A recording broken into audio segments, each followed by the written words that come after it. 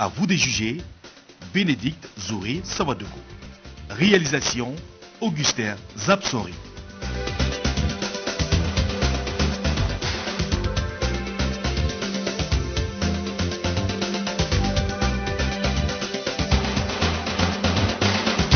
Mesdames et messieurs, bonjour et bienvenue dans votre émission de débat. À vous de juger de ce jour sur la RTB Radio.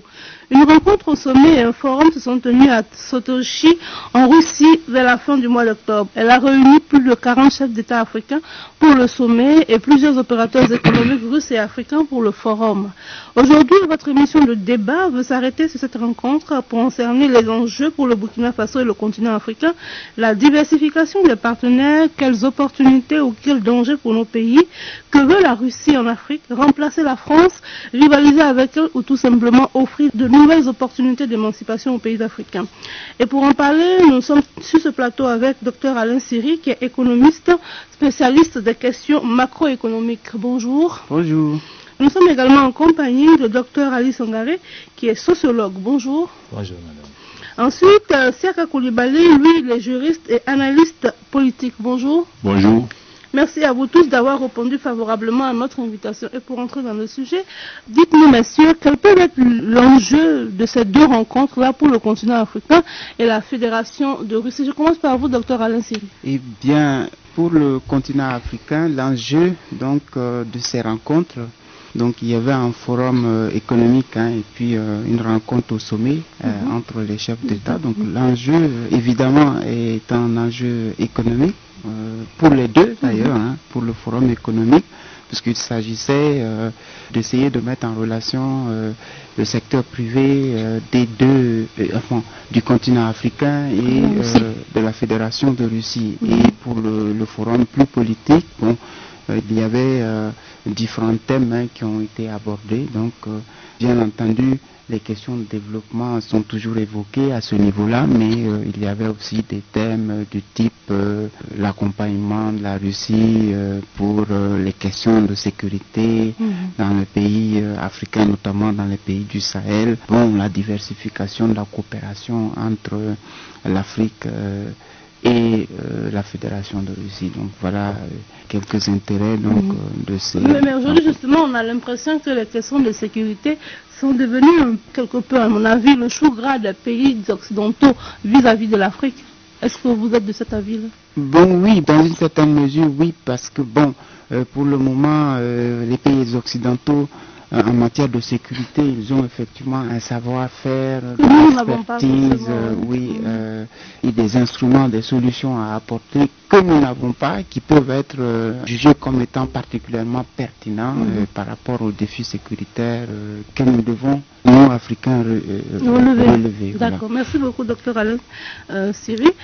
Docteur Ali Sangaré, dites-moi à votre avis, quels peuvent être les enjeux de ces deux rencontres-là? Oui, comme il l'a dit, moi vous voyez effectivement ces enjeux purement économiques là qu'il a bien soulevé et que je pense que c'est d'ailleurs ce qui a amené vraiment ces grands sommets, ces forums là.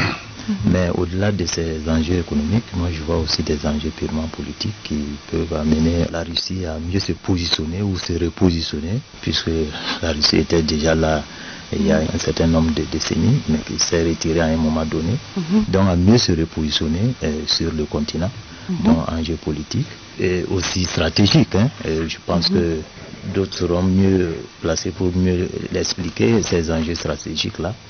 Au-delà donc de ces enjeux-là, donc je dirais aussi que il faudrait voir aussi certains aspects qui sont un peu moins visibles, qui devraient peut-être être aussi des enjeux qui sont d'ordre... Vous parlez de quel aspect moins visible? Bon, je vous dirais ce qui est beaucoup plus social, sociologique, parce qu'on parle au nom de communautés, de populations, pour lesquels on tient ces sommets, ces forums-là. Mais au-delà de ces communautés-là, on voit des grands acteurs qui les représentent, en tout cas qui sont leurs porte-parole au niveau de ces sommets-là. Alors, donc on parle à leur nom. Je pense qu'il y a des enjeux qui sont sous-tendus, qui sont d'ordre sociologique aussi. Voilà, merci beaucoup, docteur Ali Sangaré. De ce que vous avez. En mon sens, Je voudrais essayer d'utiliser les faits qui ont concerné ce sommet pour tenter de comprendre les objectifs des partis qui se sont rencontrés à ce sommet-là. Le président Kaboré, par exemple, a parlé d'une diversification des partenariats. C'est ça. Pour le Burkina, par exemple. Et soumettre à la Russie certaines préoccupations, notamment un appui dans la lutte contre le terrorisme, essentiellement. Mais au-delà aussi ouvrir des partenariats de type économique pour permettre des échanges sur les produits burkinabés qui pourraient intéresser la Russie et de l'autre côté également obtenir des avantages comparatifs sur certains produits éventuellement, si ça se trouve. Côté Russie, à mon sens, la Russie a besoin maintenant d'un habillage diplomatique et des normes des relations internationales de sa présence en Afrique. Donc on sait qu'elle est déjà présente sur le continent avec un ciblage sur quelques pays spécifiquement, l'Afrique du Sud, la Centrafrique et l'Égypte. Donc ils ont besoin peut-être d'insérer cette présence sur le continent africain dans un cadre des relations internationales.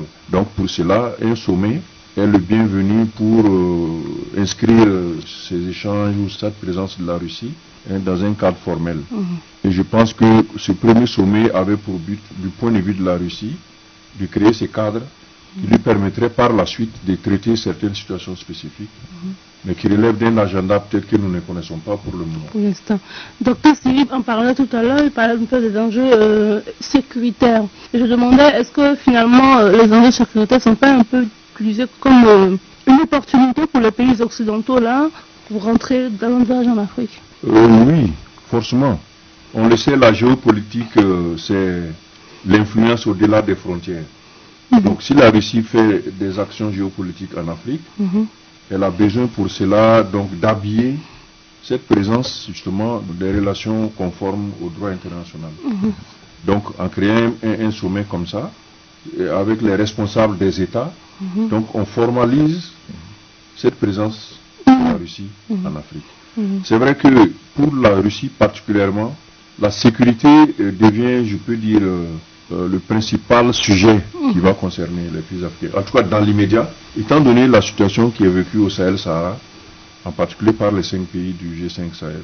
Et à ce niveau, la Russie est montée en puissance ces dernières années, notamment avec son rôle en Syrie, comme une puissance militaire majeure, capable de dicter, de modifier les donnes internationales dans d'autres régions que sur son propre territoire. Donc, à ce titre-là, la Russie devient intéressante pour les pays en difficulté comme le nôtre, qui jouissent déjà d'une coopération avec les autres pays. Comme on le sait, si vous prenez le Mali, vous avez peut-être au moins 7 puissances étrangères qui sont déjà sur le terrain, avec les résultats qu'on voit. Du coup, il y a un ressentiment des populations vis-à-vis de ces puissances-là, mais aussi des autorités des différents pays qui voudraient avoir peut-être des appuis beaucoup plus efficaces, en griffes, pour résoudre la question du terrorisme. C'est pour ça qu'ils se tournent aussi du côté de la Russie, pour voir si éventuellement on pourrait obtenir leur appui. On a remarqué ces dernières années que les pays comme la Chine, l'Inde, la France et récemment la Russie convoquent le continent africain à des sommets. En tout cas pour moi, cela suscite des interrogations majeures. La première question, pourquoi immigrer vers l'Afrique? L'intérêt de ces pays-là pour l'Afrique est-il un signe que l'Afrique a beaucoup à donner ou bien c'est une nouvelle forme de colonisation? Et puis à l'inverse, on peut se demander également pourquoi les Africains ne peuvent pas faire une fédération et puis inviter ces partenaires-là. Mais pourquoi c'est tout le temps eux qui nous invitent? Donc j'ai envie de réfléchir un peu sur cette question-là, Dr Siri. Eh bien, parce que économiquement, ce sont des nations assez puissantes, assez puissantes qui peuvent effectivement organiser ces sommets et pour des soucis d'efficacité inviter en fait les pays africains à venir autour d'une même table pour échanger donc sur des problématiques d'intérêt commun, même s'il peut y avoir des agendas cachés. Oui. D'accord, donc je pense que c'est ça.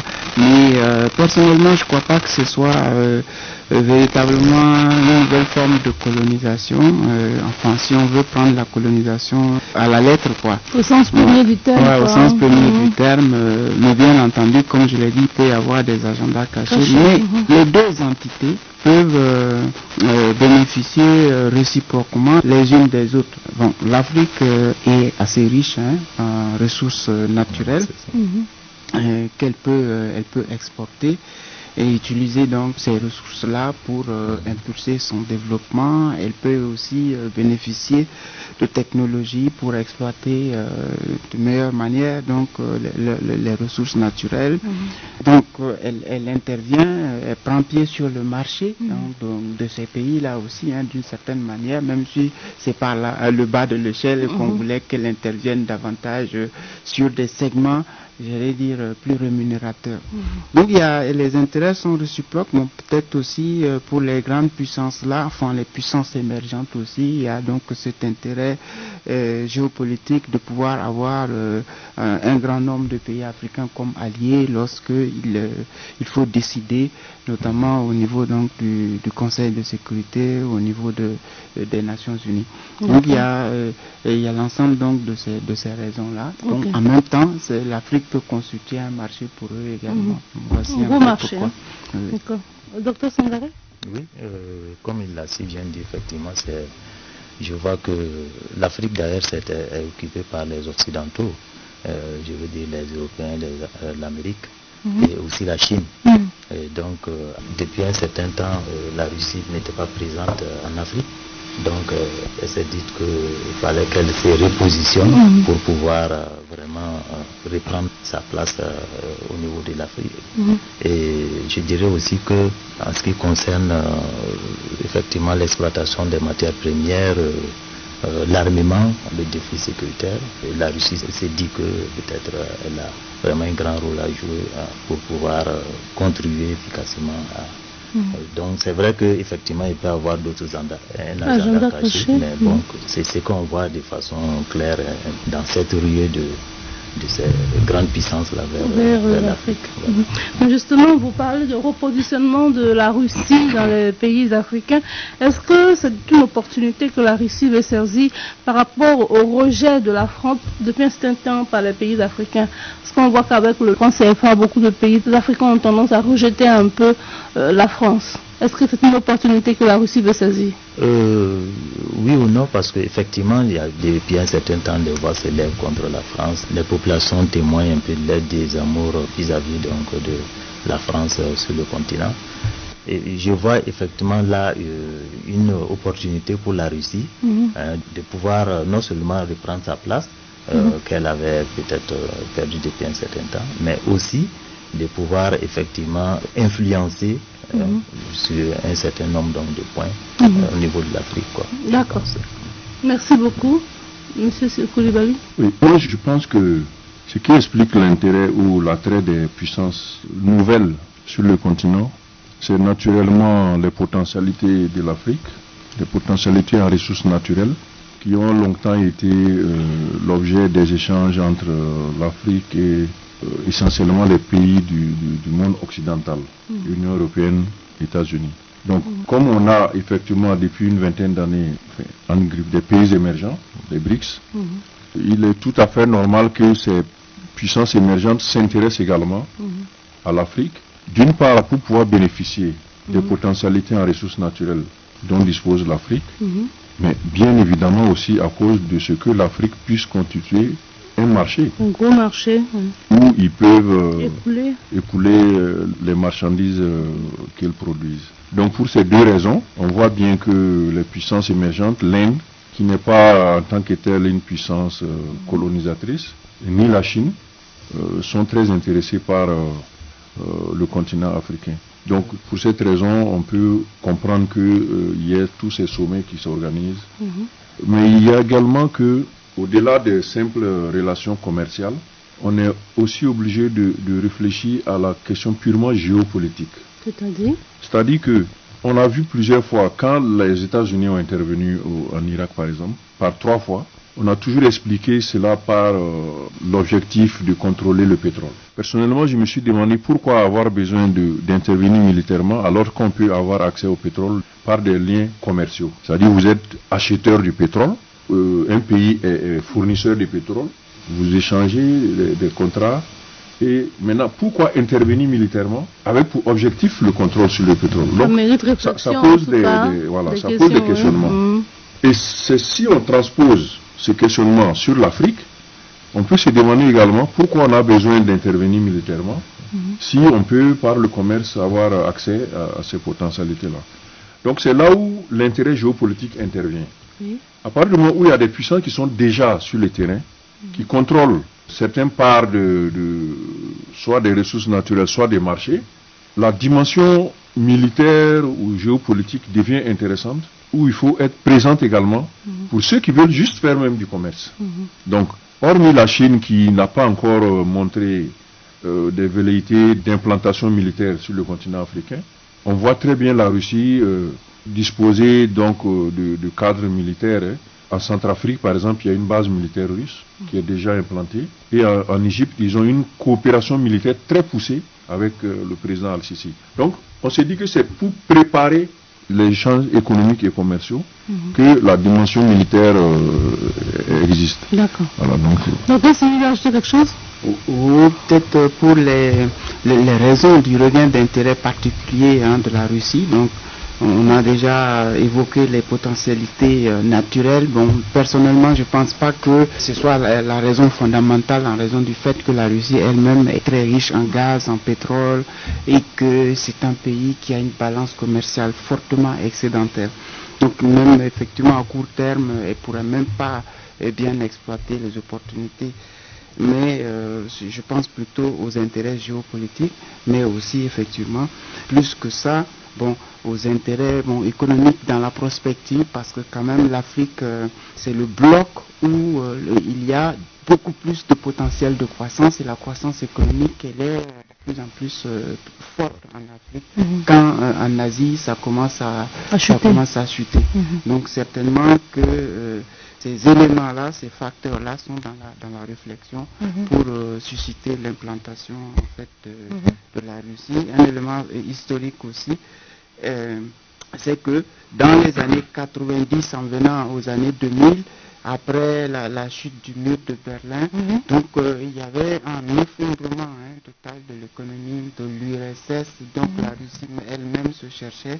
Donc en venant ici, je suis allé chercher les statistiques. En moyenne, la croissance de la Fédération de Russie était de moins 6% chaque année sur la décennie 90-99. Donc elle a repris avec les années Poutine, à partir des années 2000, en venant, à partir des années 2000, la croissance s'était portée à 5,5% en moyenne, et récemment, de 2010, en venant en 2018, elle est en moyenne de 2%, plombée les 2 dernières années par les dures sanctions que la Russie subit à la fois de la part de l'Union européenne et des États-Unis. Donc, ça joue considérablement sur la balance. Sur la balance. D'accord. Merci beaucoup, docteur Alain Siri.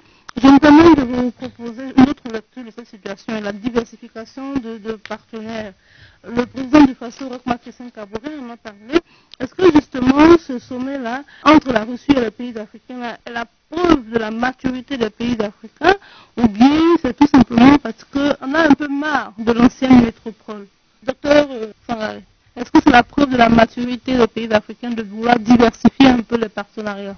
Oui, moi je pense que effectivement c'est une preuve de maturité quelque part, parce que à un moment donné, c'est une prise de conscience. On s'est rendu compte qu'il faudrait peut-être agir dans ce sens-là et voir si peut-être on ne va pas peut-être mettre la métropole de côté et voir ailleurs, diversifier un peu ces partenariats. Mais aussi, ce que je voyais dans cela, je pense que c'est aussi de voir un peu la concurrence entre les différents partenaires, voir ce qui est encore mieux pour l'Afrique.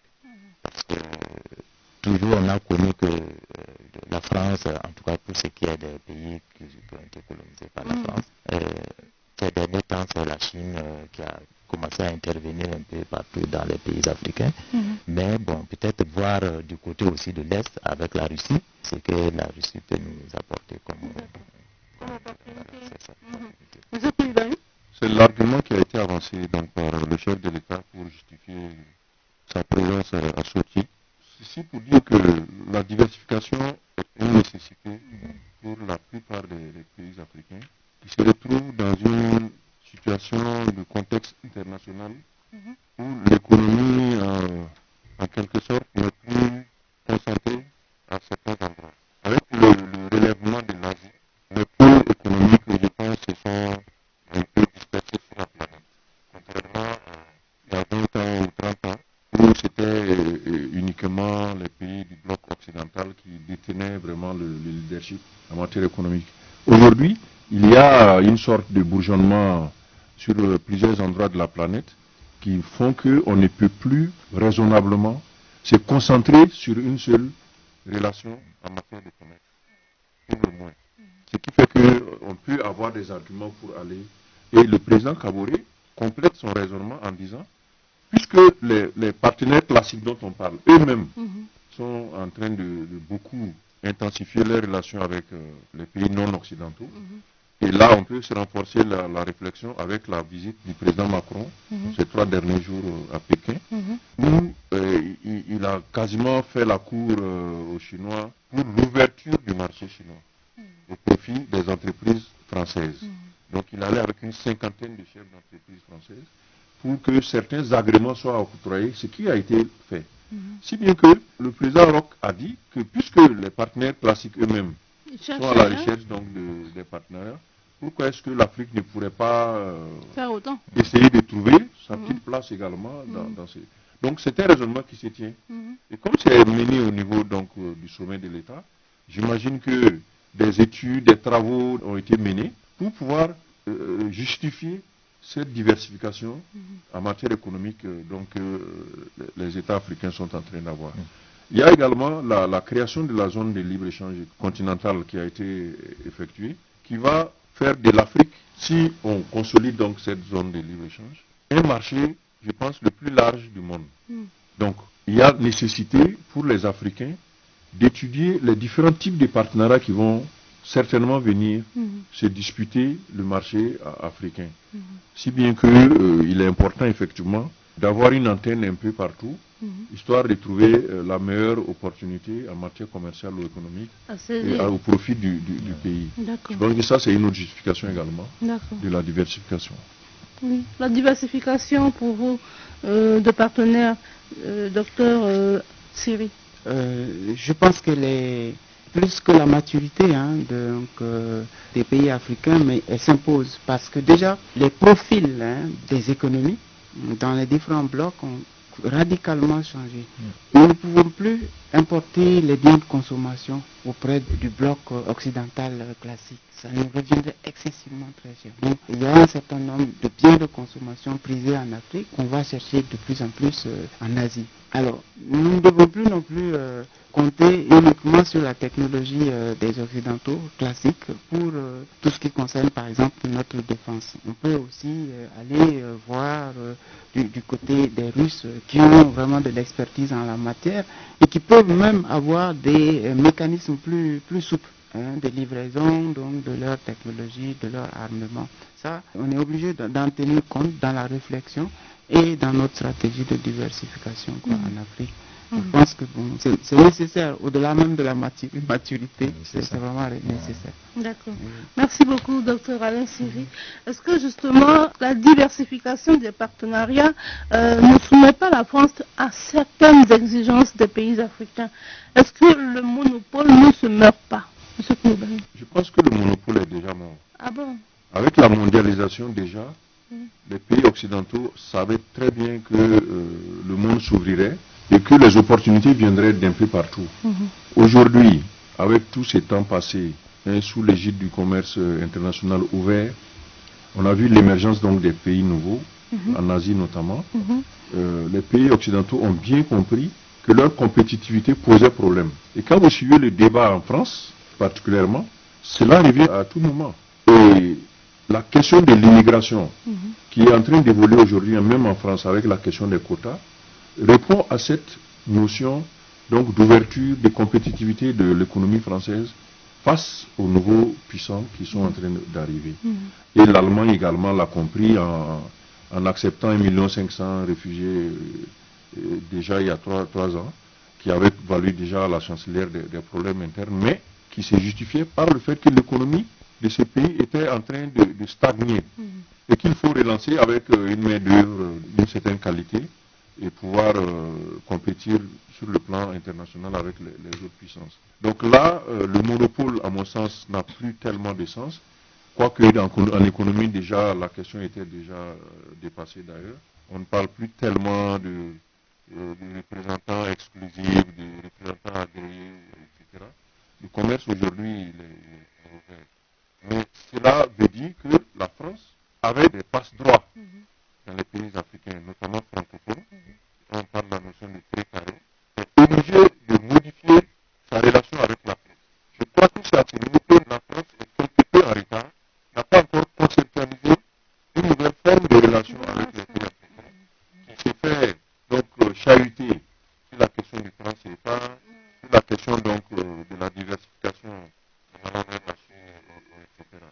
Donc ça, c'est le problème certainement de la France. Mais est-ce qu'elle a envie de changer véritablement? Est-ce qu'elle a envie de revoir ces relations avec les pays africains? Elle est bien obligée de changer parce que l'économie s'impose. Dès lors qu'elle-même est obligée d'aller avec les nouvelles puissances commerciales, elle est obligée de comprendre que également dans les pays comme le nôtre, d'autant que cette particularité actuelle, c'est que même les pays occidentaux produisent en Chine. C'est-à-dire que c'est des entreprises occidentales qui font l'économie, la structure économique de la Chine aujourd'hui. Donc ils ont juste délocalisé pour pouvoir bénéficier des meilleures conditions commerciales de production et inonder le monde avec ça. Donc en réalité, il y a une sorte d'intrication de l'économie mondiale qui fait qu'on ne peut plus tellement reprocher à un pays africain de rechercher des partenariats à l'extérieur. Parce que tout se retrouve en fait au même niveau. D'accord. Merci beaucoup, M. Koulibaly. Docteur Cyril, va ajouter quelque chose avant de Sangara?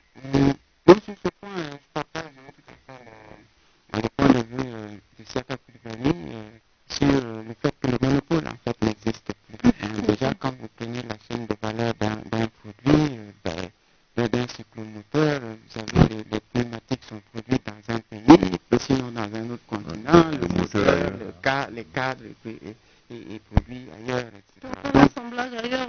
On fait l'assemblage ailleurs. Bien sûr, même au Burkina, nous assemblons les cyclomoteurs dans certains de nos ateliers. Donc, cette réalité-là, il faut bien convenir avec Siaka que la France est en train de perdre du temps pour l'internaliser et que mieux et plus vite elle le ferait, mieux serait aussi ses relations avec donc, les autres pays, les pays anciennement de son précaré. En fait. Merci beaucoup, M.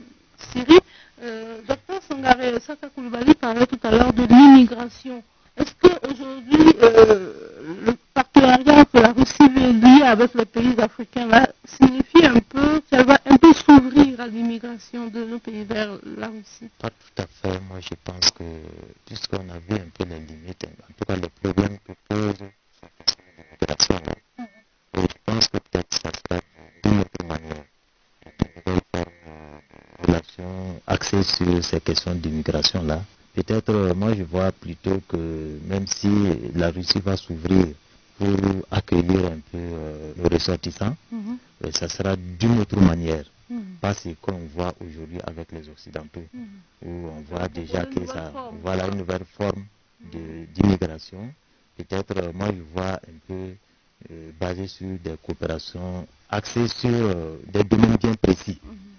Je ne dirais pas à la Sarkozy où on disait immigration ça joue, mais bon, dans le sens à contribuer au développement de nos pays. D'accord. Voilà. Quel est votre point de vue sur l'immigration? Pour moi, la Russie, dans l'immédiat, ne sera pas une destination pour l'Afrique. Pour la simple raison que l'économie russe est presque comparable à celle des pays africains. à savoir qu'elle tire l'essentiel de ses richesses des exportations des ressources naturelles, gaz, pétrole, etc. Et que l'économie russe elle-même n'est pas suffisamment densifiée, n'est pas suffisamment diversifiée pour ses besoins de main-d'œuvre étrangère. C'est un territoire très vaste, le pays le plus grand du monde, c'est la Russie, oui. Mais il fait froid, il y a des bonnes parties qui sont, c'est vrai, dans la neige, et c'est le pays le plus large du monde. Donc, qui a effectivement besoin de peut-être de recoloniser certains espaces, mais il faut encore que cela soit conçu comme politique au niveau de la Russie. Et je n'ai pas encore vu des signaux dans ce sens-là. S'ils viennent vers l'Afrique, c'est très certainement pour les deux raisons dont on a parlé, la géopolitique et aussi la zone de libre-échange économique qui va se consolider au fur et à mesure. Donc eux-mêmes vont avoir besoin d'exporter un certain nombre d'atouts dont ils disposent, mais l'immigration africaine vers la Russie, je ne pense pas que ce soit pour tout de suite. Donc là, c'est une de ta vie, là. Donc pour caractériser un peu l'économie de la Russie, la Russie est là en moyenne, comme PIB, elle a autour de 1650 milliards de dollars de PIB annuel entre 2010 et 2018. Quand en moyenne la Chine a 8370 milliards. En fait, c'est à peu près 10 fois la Russie. Donc ça corrobore effectivement ce que Serra Coulibaly dit. Oui, mais en termes de population, quand même, la Chine dépasse énormément la Russie. Oui. Mais c'est un pays continent, donc il faut aussi voir cette dimension-là. Par contre, je suis aussi d'avis que peut-être que la population russe ne va pas aussi tout à fait s'ouvrir largement comme ça à l'immigration africaine. La question de l'immigration, elle dérange toujours, même entre nous pays africains, pays voisins même. Et quand il y a un afflux de population important en Côte d'Ivoire, Burkinabé par exemple, en Côte d'Ivoire ou Ghana, ça peut faire des problèmes. Cela dit, ce que je pense, au moins il y aura de l'immigration de niche, par exemple, elle pourrait être la Russie ouverte donc à plus d'étudiants africains. Ça peut commencer par là.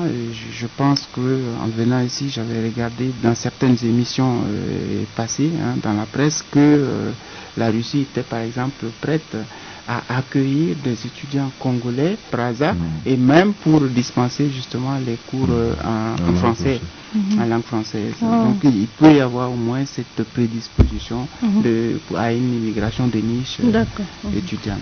Merci beaucoup, Dr Siri. Les pays du G5 Sahel sont confrontés à d'énormes problèmes d'insécurité. Est-ce que ce nouveau partenariat avec la Russie là peut essayer de juguler le problème de l'insécurité? Je commence par vous, Dr Sangaré.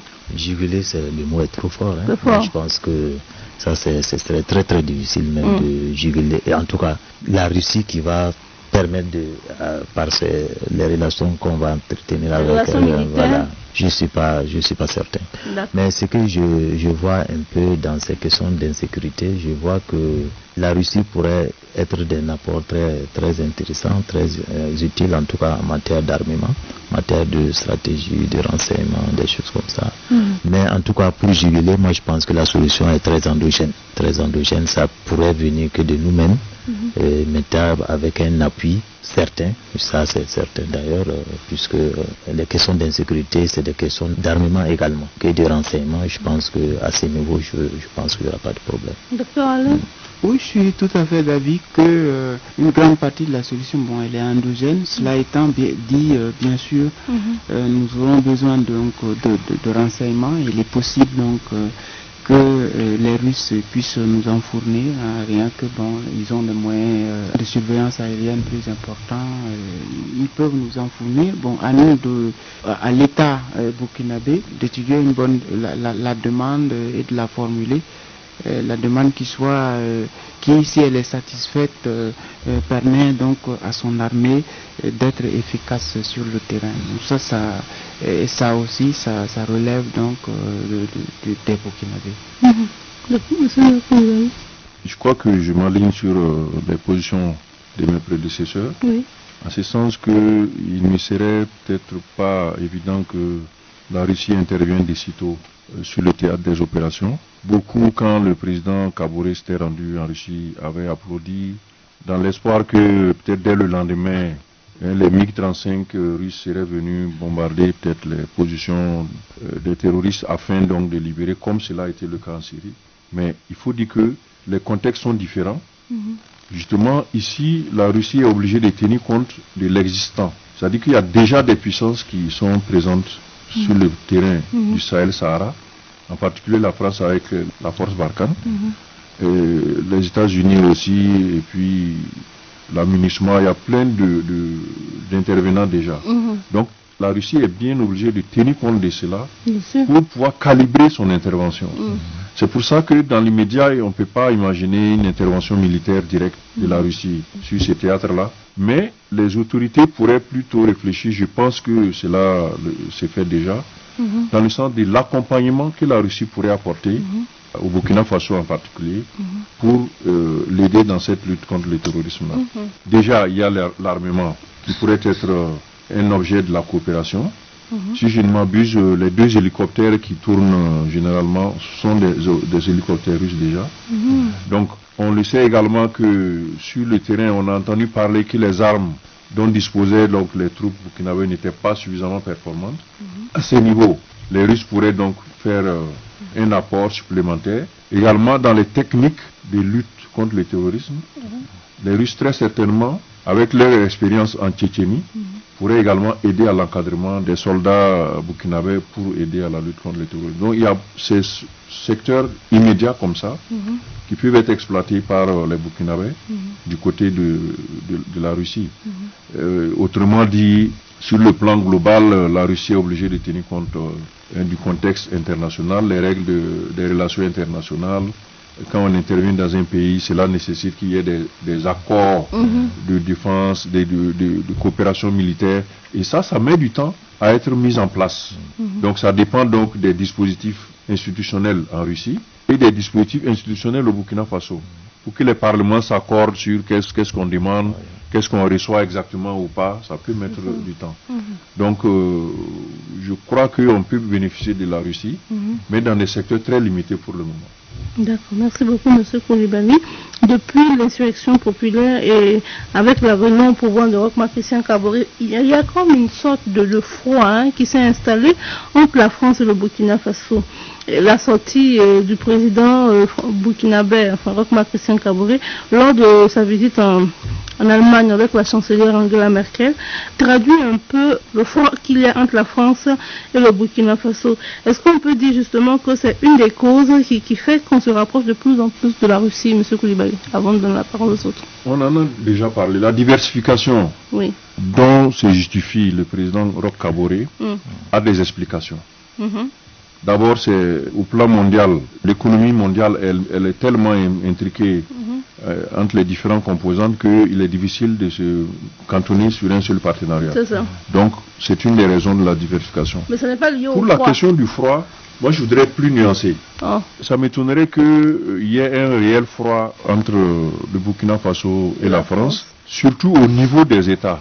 Pour la simple raison qu'il y a une très longue tradition de, je dirais pas de coopération, mais de relations entre la France et le Burkina Faso, qui fait qu'il serait assez difficile de songer à rompre pour le moment.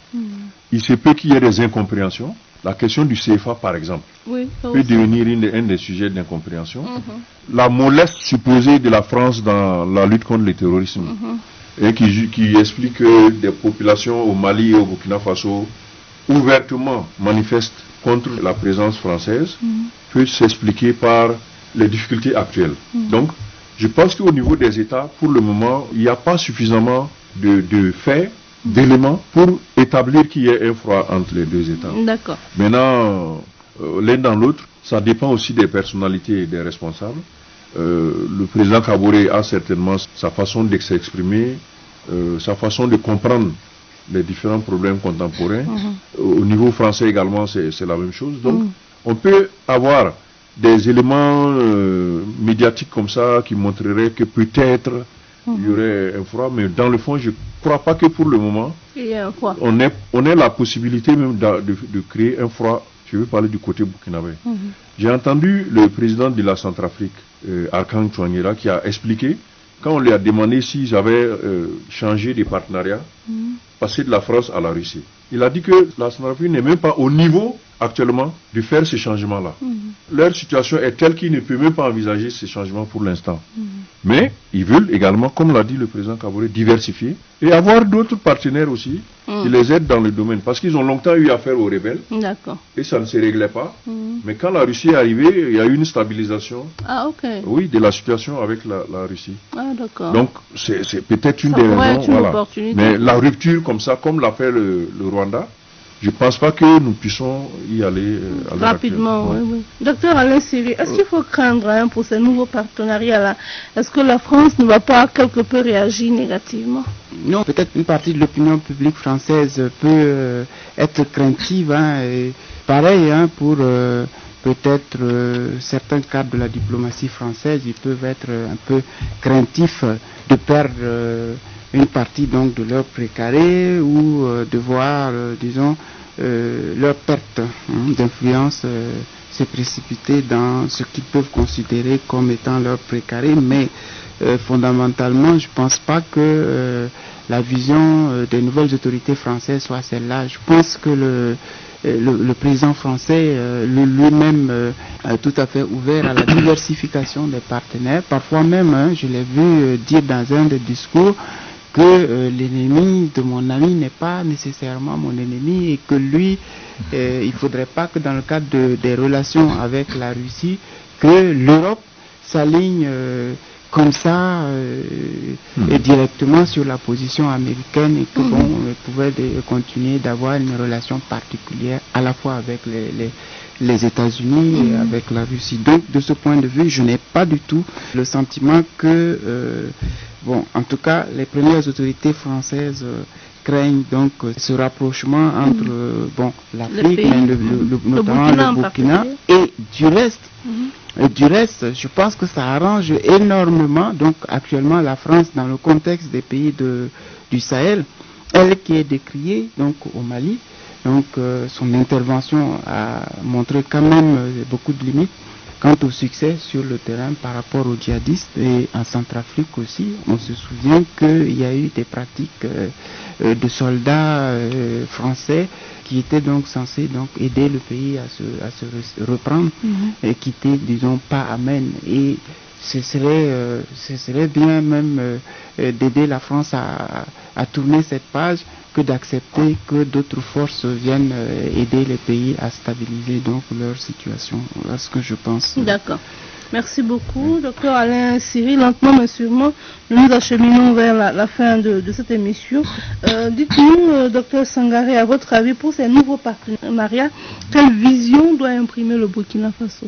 Pour ce qui est de la vision, moi je pense qu'il faudrait plutôt essayer de peut-être vraiment entre guillemets humaniser cette forme de relation de partenariat. C'est-à-dire que lorsque on voit que les décisions, les contrats sont signés à un certain niveau et que on se rend compte que tous ces contrats sont pour la population à la base. Alors il y a eu beaucoup de grands forums ou de grands sommets dans les temps et on n'a pas concrètement vu un peu les retombées, je dirais les conséquences positives sur les populations.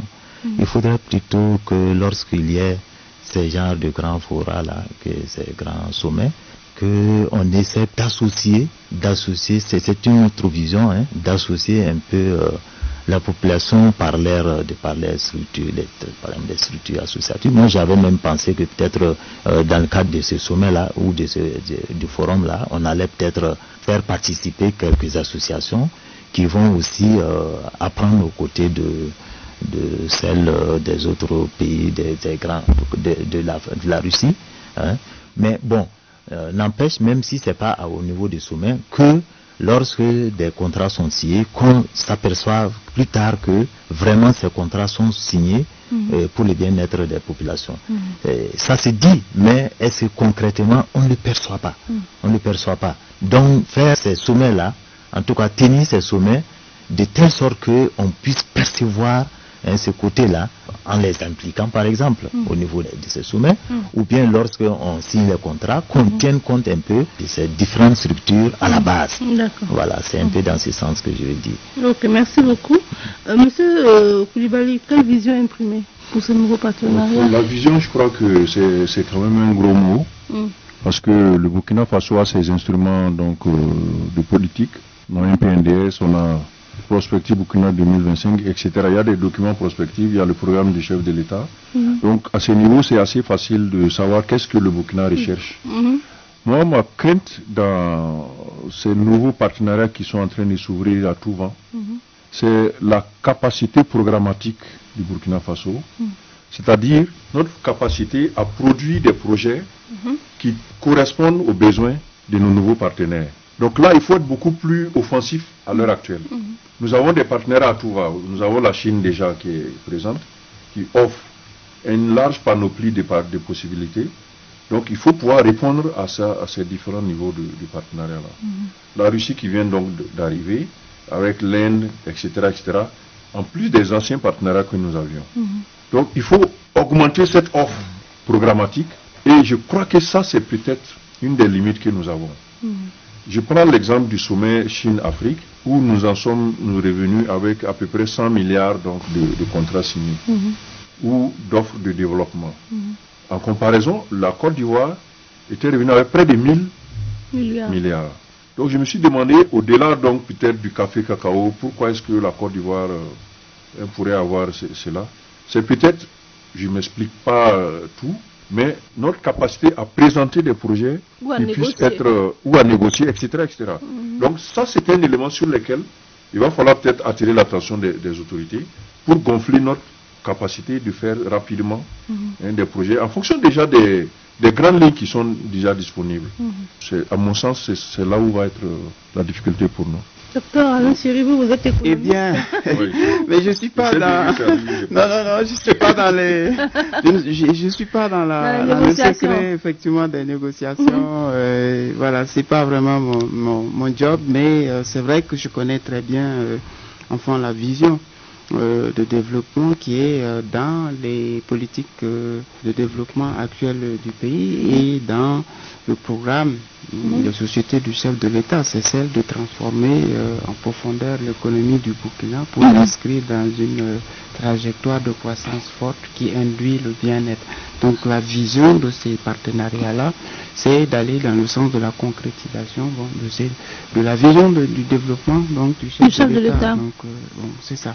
Mais cela dit, je suis tout à fait d'avis et je comprends très bien que l'État burkinabé doit effectivement préparer énormément en amont ces rencontres-là, de manière à pouvoir proposer des projets viables, de ceux qui effectivement l'aident à concrétiser sa vision de développement. Et ça, sur ce plan-là, bon, peut-être il y a des efforts à faire, oui. Merci beaucoup, monsieur. On va s'arrêter ici, mais rapidement, on fait un tour de table pour recueillir un peu vos espoirs. Quels sont vos espoirs pour ces nouveaux partenariats? On commence par vous, docteur Sangaré. On va terminer avec vous, monsieur Koulibaly. Ok, merci, madame. Moi, je pense que, en tout cas, pour ces sommets, je pense qu'il y a beaucoup d'espoir, dans le sens que, comme le chef de l'État l'a proposé au niveau donc de ces rencontres à l'extérieur pour nous faire comprendre que cela vise un peu la diversification des partenariats. Moi je pense que c'est vraiment un très bon espoir parce que on va plus voir d'un seul côté mais de plusieurs côtés à la fois et voir ce qui nous semble intéressant et c'est dans ce sens que nous souhaiterons en tout cas les pays africains souhaiteraient aller dans ce sens-là. Donc ça c'est vraiment un bel espoir et secondo je pense que en tout cas le fait de se tourner vers un pays comme la Russie qui a d'énormes potentialités en matière par exemple énergétique, hydro-agricole, en tout cas pour nos pays qui sont en tout cas majorité agricole, en tout cas je pense que en tout cas on gagnerait vraiment à aller dans leur sens pour voir un peu d'autres expériences pour le continent africain. D'accord, merci beaucoup. Docteur Siri? Eh bien, toutes les bureaucraties sont lourdes. Même, je suis convaincu, même en Russie. J'espère que là-bas la bureaucratie sera beaucoup moins lourde que dans l'Europe occidentale et que ces partenariats-là pourraient être signés rapidement, donc rentrer en vigueur sur le plan juridique, en tout cas à moyen terme, et que ça nous permette de peser véritablement sur le phénomène-là du terrorisme qui nous frappe, et que, en tout cas à moyen terme, d'ici dans 2-3 ans, qu'on voit de l'éclaircie dans le relèvement de ce défi, éclaircie qui nous permet effectivement de nous inscrire dans la vision de développement qui nous a été tracée dans le programme de société du chef de l'État et repris dans le plan national de développement économique et social. Merci beaucoup, docteur Alain Siré. Monsieur Koulibaly, on termine avec vous. Oui, je crois que les espoirs sont nombreux et sont permis. Pour moi, nous n'avons que à gagner dans ces partenariats nouveaux qui sont en train de se dessiner.